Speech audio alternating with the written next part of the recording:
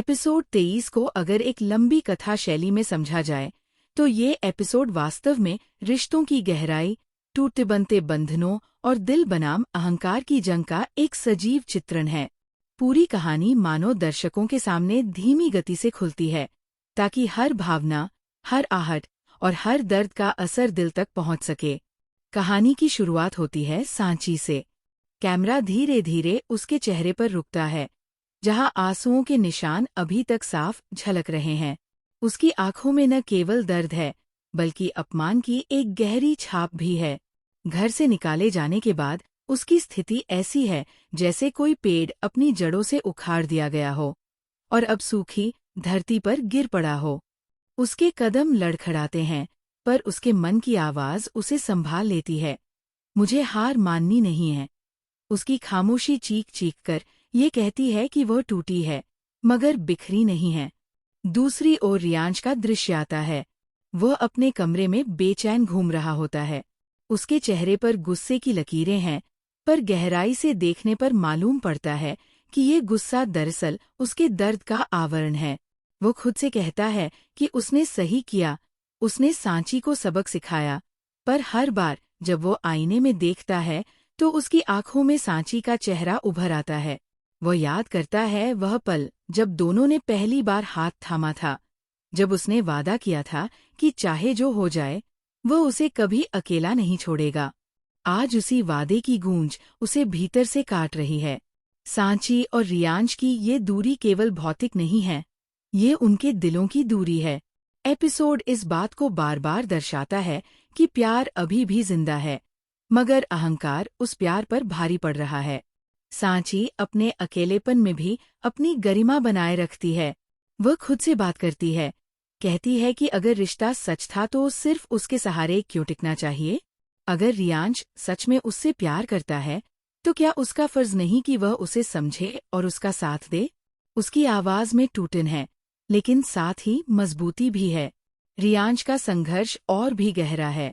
वो चाहता है कि सांची उसके पास आए, उससे माफी मांगे, उसकी ओर लौटकर उसकी बाहों में सिमट जाए, पर उसके भीतर की आवाज कहती है कि पहला कदम उसे उठाना चाहिए। हर बार जब वो उसके पास जाने की हिम्मत करता है, उसका अहंकार उसे रोक देता है। ये खींचतान एपिसोड का सबसे बड़ा आकर्षण है। दिल आगे बढ़ना चाहता है, अहंकार पीछे खींच लेता है। इस बीच सहायक किरदारों का खेल भी जारी है। कुछ लोग रियांश के कान भरते हैं, कहते हैं कि सांची ने उसके साथ धोखा किया, कि वह उसके काबिल नहीं थी।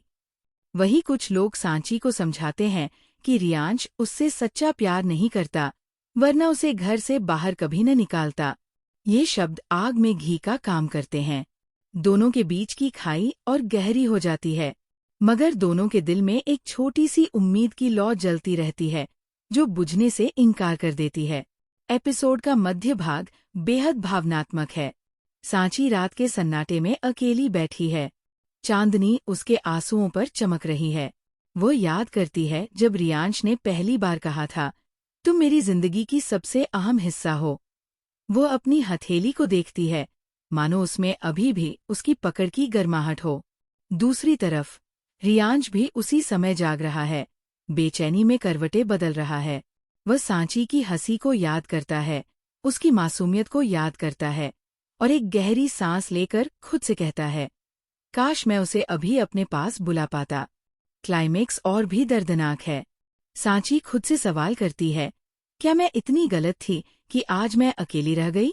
अगर उसका प्यार सच्चा था तो क्यों उसने मुझे समझने की कोशिश नहीं की?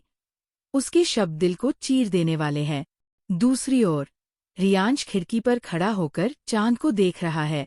उसके होंठ कांपते हैं, जैसे वो सांची का नाम लेना चाहता हो, लेकिन आवाज बाहर नहीं निकलती। उसका अहंकार उसकी जुबान पर ताला लगा देता है।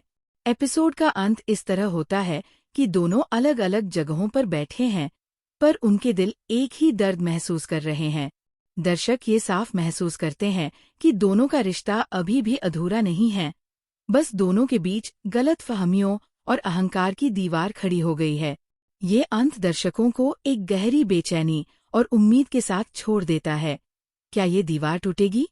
क्या अगला एपिसोड उन्हें करीब लाएगा, या और दूर धकेल देगा? क्या आप चाहेंगे कि मैं अगली बार इसे पूरे संवादों और दृश्य दर दृश्य चित्रण में लिखूं, ताकि पढ़ते वक्त ऐसा लगे मानो आप टीवी पर पूरा एपिसोड देख रहे हों?